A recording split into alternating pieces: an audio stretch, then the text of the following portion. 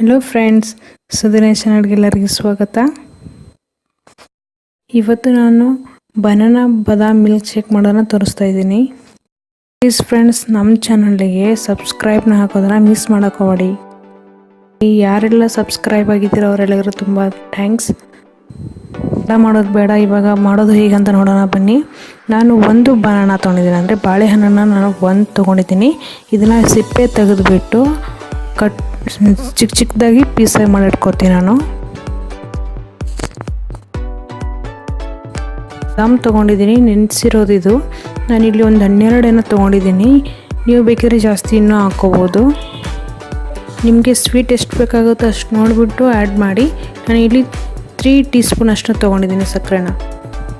ಅಷ್ಟು ಹಾಲನ್ನ ಯೂಸ್ ಮಾಡ್ತಾಯಿದ್ದಾರೆ. ಇಲ್ಲಿ ಹಾಲು, ಸಕ್ಕರೆ, ಬಾದಾಮ್ ಮತ್ತು ಬನಾನಾ ಅಷ್ಟನ್ನು ಮಿಕ್ಸ್ ಮಾಡಿಬಿಟ್ಟು ಗ್ರೈಂಡ್ ಮಾಡ್ಕೋಬೇಕು ಸ್ಮೂತಂಗೆ.